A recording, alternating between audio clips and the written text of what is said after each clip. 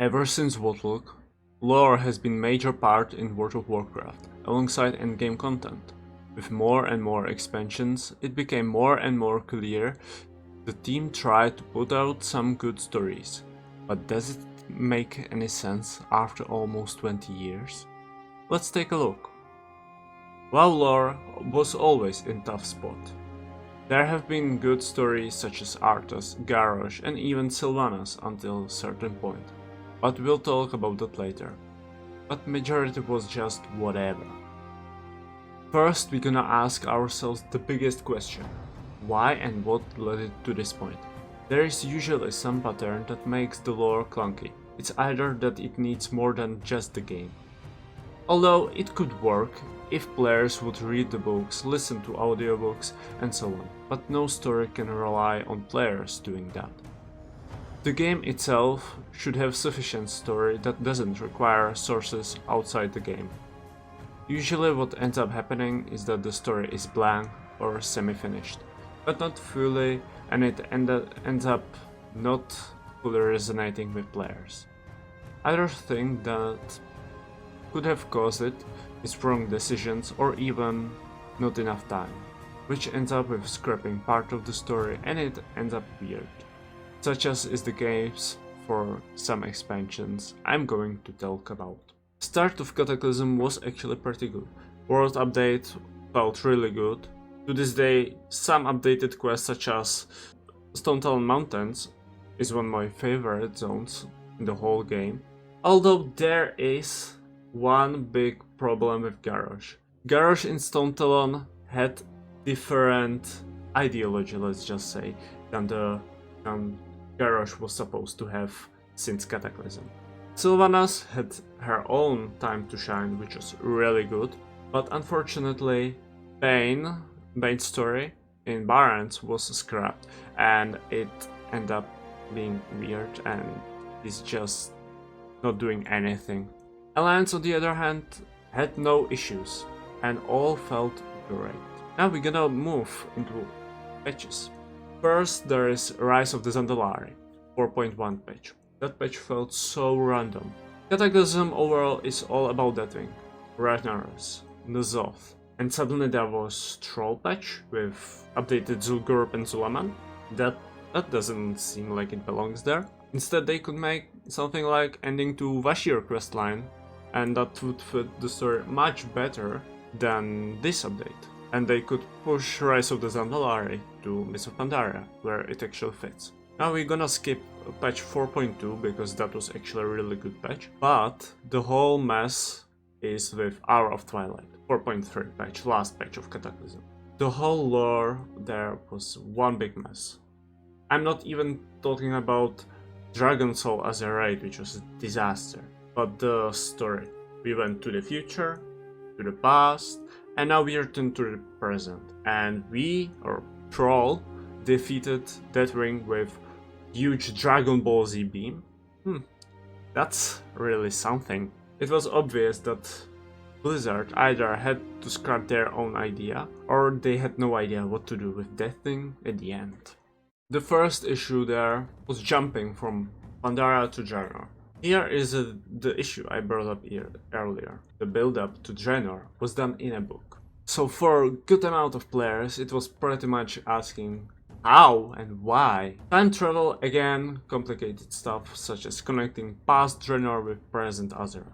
This is the beginning of lore starting to be more and more complex. Other than that, the beginning of the expansion was really good. Draenor leveling experience is to this day the best one Blizzard ever made. But the story went in a very clunky direction after we get to endgame. Campaign stories on Draenor were very niche and they didn't look important, but in the end they really weren't. Lastly, there is the story issue with one missing tier. That was the most harmful thing that happened to Draenor, and because of that, the overall story did not make any sense, such as Grommash yelling at the end of Hellfire Citadel. Gul'dan failed. Draenor is free! The only character that had good development was Khadgar. returned to the story after 7 years, but even he had some kind of development before, although it was in the books. BFA had wonderful beginning. Burning of Teldrassil, the cinematic, the hype, the beginning of BFA Saurfang's arc, Sylvanas as a villain, Nuzot's return, Ajara, all came to North. BFA was supposed to be greatest faction conflict we have ever seen, but unfortunately it cannot even compare itself with Cataclysm and Mists of Pandaria faction conflict. We didn't know about anything that was happening during the conflict. Everything was in mission table, which nobody even reads. Everything that Sylvanas did was also one huge question mark, including her hidden power in Magora against Saurfang. Suddenly Sylvanas' character had sunk to the worst state it could, or so we thought, but that we will explore in a couple minutes. Before we move to Nuzot, let's talk about Burning of Teldrassil for a moment. As it was back then, it was really good idea. Finally something is happening on Azeroth. Night Elves stagnated for so very long, so now we finally get something new to their lore. But it led nowhere. It drags even into Dragonflight. They should have finished the story of Teldrassil a long time ago, and not to drag it for another 6 years, which made it even worse. Now let's focus on our secondary villain of BFA, or maybe primary, Nuzot. We knew about Nuzot for quite some time. Back during Cataclysm we knew that Nuzot made Deathwing and Ajara his pawns. We expected so much more than what we got. The start was looking promising. Everyone was hoping for more than him having just one patch. It was first time we have seen Old God unleashed, and it was more than disappointing. He managed to get control of 2 zones and hit himself in a raid, and that's it. And then he got deleted by a similar beam like that thing at the end of Cataclysm. I'm not sure what is more disrespectful. Gromash yelling Draenor is free after he wanted to conquer Azeroth, or this disaster. The only thing that came quite good out of BFA was Saurfang's arc, but even that had its flaws. That's actually the only positive thing I can think of at the moment. So let's move on. Shadowlands introduced to us Soul Split, one of the abilities of rune weapons crafted by Rune Carver, such as Frostmourne or Kingsmourne, or maybe others. Everyone guessed that eventually it will be done, so Sylvanas could be redeemed, and so it happened. From her defeating one of the strongest beings in the universe through betraying all Baldi and getting her soul back, until her spending eternity in the maw. She and Anduin had very weird relationship. On Azeroth, enemies through life and death, and in Shadowlands, allies? I mean, Anduin was dominated, but in this cinematic, it seemed like Anduin accepted being allied with Sylvanas and all Baldi. Sylvanas' character was butchered beyond repair, but Anduin was pretty much alright. There have been issues here and there, but it was good what happened to his character. It's his biggest character growth since Mists of Pandaria, basically. Now to the primary villain, All Baldi, the jailer, Zuval. It was mentioned that his power level is Titan++. He is the master manipulator. He is the reason everything happened as it happened. He is the creator of the Lich King, and so on. But he is just Scath Sargeras who failed and then wanted his power back so he can remake everything. I mean, Zoal could be actually a good character with proper execution, but that didn't happen. In the end, they made it even worse by showing us that all Eternal Ones are robots. What are the Titans then? Also robots? So many questions, not enough answers. What did they do to other characters who were already dead? Kel'Thuzad, butchered. Ner'zhul, obliterated. Arthas, destroyed. Ysera, complicated. Uther, maybe good. Kel'Thas, he backed down from what he did, so might be similar case to Uther. Garrosh, nothing really. He just grinned and killed himself, so there is that.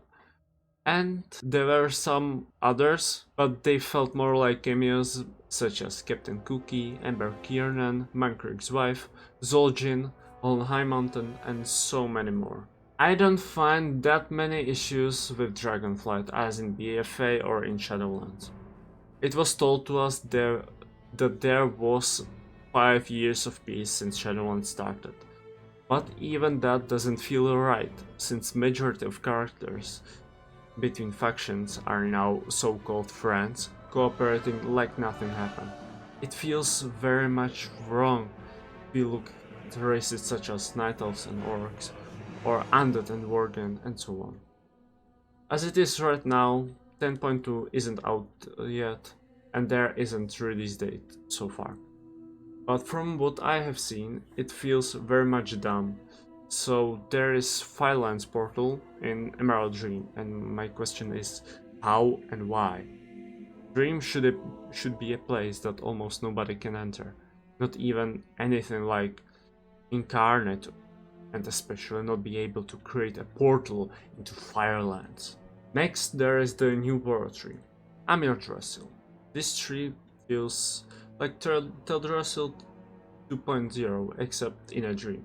And again, it might burn because of Fira, who is basically Deathwing 2.0. Corrupted? Yeah. Dragon? Yeah. Do over some zones just burn everything on site? Yeah. Endboss? Yeah. Connection to Firelands and Firelord? Yeah. What is different is that Firak isn't aspect but incarnate. We have 4 out of 7 bosses from Firelands back in 10.2. Which is Firelord and Belor combined in Smolderon. Alyssa Razor is back as she was in Cataclysm, but not in a raid. And lastly, there is a new version of Fandral Staghelm called Tindral Sage Swift, who also switches between forms and such, but that's the druid mechanic of it, so there is that. But I'm sure there are some more things to talk about in Dragonflight, but these were the most obvious in my opinion. As honorable mention, I'd like to say something about TBC. Even though this wasn't during era when lore had big focus, there are still things that I just cannot get out of my mind. Such as is the purpose of Coilfang Reservoir. Why was it built? Why Illidan needed water? To get monopole on water so he could sell it to the rest of Outland? That doesn't seem right. And lastly, what happened to Fenris Wolfbearer? He was on a quest to retrieve Jeweled Scepter of Sargeras. After he returned to Outland, he just vanished. Again, so many questions, not enough answer. Before the video ends, let's answer the question which we asked ourselves at the beginning of the video. We have gone through some of the roughest stories we have in WoW, but there are some good stories, such as Illidan, Arthas, and even Garrosh.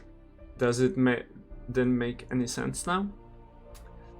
If we look at the latest expansions, then it doesn't. There have been so many bad things, but there always lies something good in that. So the answer still lies within you. What do you think about this? Agree? Disagree? Let me know down in the comments, and don't forget to like and things like that. And if you came to this part of the video, you have my sincerest gratitude. Thank you, and see you in the next one.